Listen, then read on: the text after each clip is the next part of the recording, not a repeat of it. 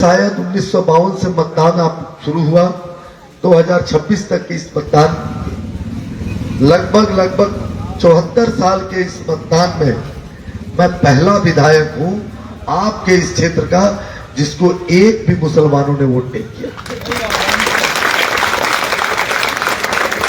तो मुझे जो वोट किया मेरे ऊपर अधिकार उसका है।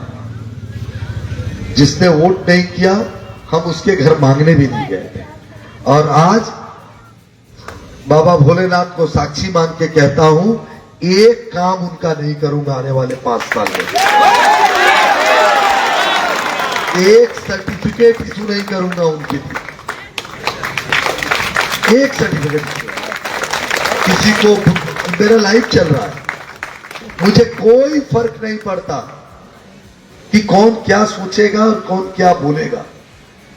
मोदी जी कहते हैं सबका साथ सबका विकास, मैं मानता हूं उसको क्योंकि मेरे नेता ने कहा, लेकिन साथ में उन्होंने इस चुनाव में एक और शब्द जोड़ के गए, सबका हिसाब होना चाहिए या नहीं होना चाहिए।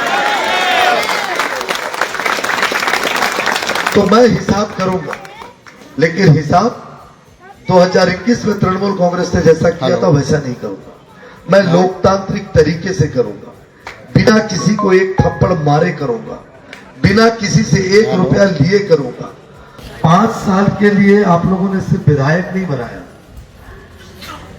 आपका आशीर्वाद, आपका प्यार, आपका स्नेह, विधायक तो मैं बन जरूर गया, लेकिन मेरे ऊपर मेरे परिवार से ज्यादा अब आप सभी का अधिकार है। मैं पास में ही रहता हूं, मेरे पास जाने के लिए थोड़ा पैदल चलिएगा तो हेल्थ एक्सरसाइज भी हो जाएगा। 500-700 मीटर दूरी पे ही मेरा घर है। एक फोन कीजिएगा 10 से 15 मिनट में आपके बीच में रहूंगा। आप डेमोग्राफी चेंज हो रही है, इसके ऊपर पढ़ाई लिखाई चालू कीजिए। हेलो, क्या है डेमोग्राफी चेंज? हाँ, हम रोहन बोल रहे हैं। सिर्फ इकोनॉमिक डिस्पैरिटी इशू नहीं है, प्रोग्राम के बाद ये वाला प्रोग्राम खत्म, जेंडर डिस्क्रिमिनेटी इशू नहीं है। इकोनॉमिक डिस्पैरिटी को आने वाले समय में हम एड्रेस कर सकते हैं। जेंडर आधा घंटा डिस्क्रिमिनेशन, जेंडर जो डिस्क्रिमिनेशन था वो पीछे समाज में जो चेतना आई, हम लोग गर्ल चाइल्ड्स को जो भ्रूण हत्या करते थे उसमें काफी कमी आई। मैं 2 बेटियों का बाप हूं, मुझे तनिक भी मलाल नहीं है कि मेरा बेटा नहीं है। भाई मुकेश मेरे पीछे खड़े हैं, ये भी 2 बेटियों के बाप हैं। तो ये जेंडर डिस्क्रिमिनेशन से तो हम लोग आजादी पा लिए, लेकिन अब समय है, जिस तरीके से डेमोग्राफी चेंज हो रही है और जिस तरीके से बहन बेटियों को बहला के फुसला के झूठे प्यार का नाटक करके टेक्नोलॉजी का सहयोग लेके जिस तरीके से जिहादियों का हमला चल रहा है, इस पर माताओं बहनों को सचेत होने की समय है। कल गए थे मोटरबाग, मेरा एक वीडियो वायरल हो रहा है, मेरे पास वो वीडियो दार्जिलिंग से आया।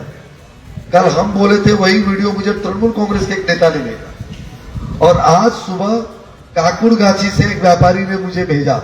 मैंने कहा कि मेरा झंडा लेके, बीजेपी का झंडा लेके कोई अगर आके 1 रुपया भी मांगता है तो पटक के मारिए, जो होगा हम समझ लेंगे। 1 रुपया भी किसी को नहीं देना है। ईश्वर के आशीर्वाद से आप सभी अपने मेहनत से रोजी रोटी कमाते हैं, जो अच्छा लगता है वो दान पुण्य करते हैं, वो कीजिए, लेकिन किसी को पैसा नहीं देना है। मुझे भी आपका पैसा नहीं चाहिए। ईश्वर के आशीर्वाद से जितना मेरा रोजगार है, मेरा घर परिवार बहुत खुश है। मुझे 1 पैसे की हराम के पैसे की जरूरत नहीं है।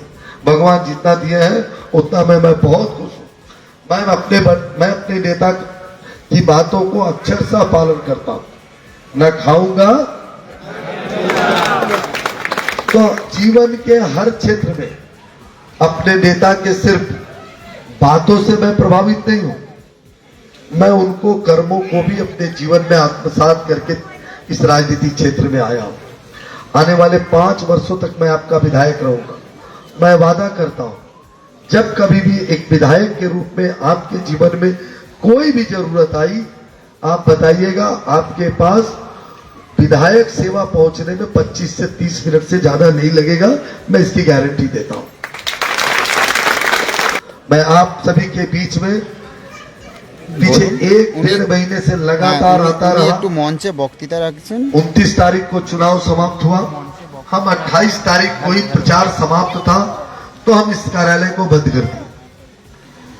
29 तारीख को यह कार्यालय बंद कर दिए, सारा सामान वामान यहां से हटाए ताकि गंदगी ना हो, लोगों को ऐसा ना लगे कि भाई चुनाव तक यहां कार्यालय चला और इतनी गंदगी करके गए कि लोग नाराज हो गए। इसलिए लोगों की हर चीज का आपने ध्यान रखा। उधर चल जा, उधर मुकेश भाई ने साफ सफाई कराने में कोई कमी नहीं, कोई कसर कमी नहीं छोड़ी। पूरी तरीके से इलाका को साफ सुथरा करके हम इस कार्यालय को यहाँ संपन्न किए।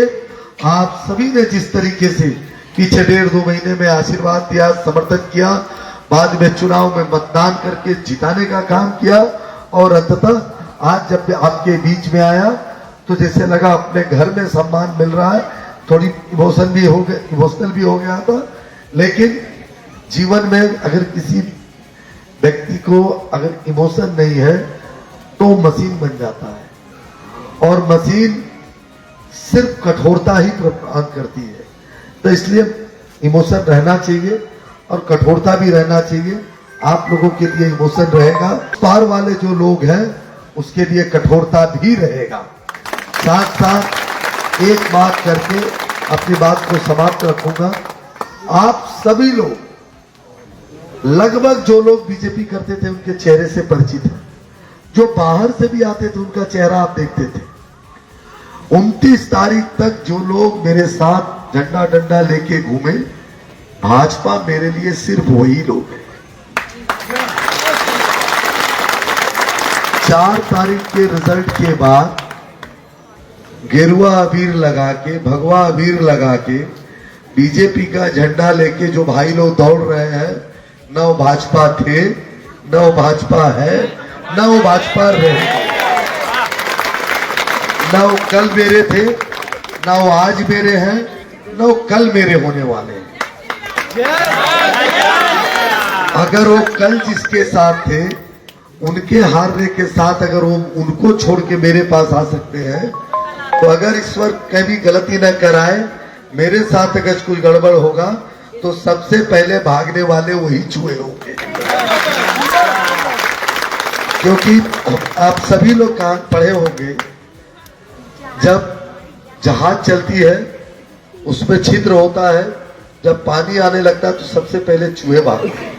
तो ये सभी सामाजिक चूहे हैं, ये राजनीतिक चूहे हैं। लाख बीजेपी का झंडा ले लीजिए, मैं सबका चेहरा जानता हूं। आप इस यहाँ लोगों को भ्रमित मत कीजिए। इस क्षेत्र के सभी लोग भी बीजेपी कौन है, कि कौन बीजेपी है, उन सबको जानते हैं। আমাদের ভিডিও ভালো লাগলে লাইক আর শেয়ার করুন, কমেন্ট সেকশনে গিয়ে জানান আপনাদের মতামত। আরও ভিডিও পেতে আমাদের চ্যানেল এখনই সাবস্ক্রাইব করুন এবং প্রতি মুহূর্তের খবরের আপডেট পেতে প্রেস করুন বেল আইকন।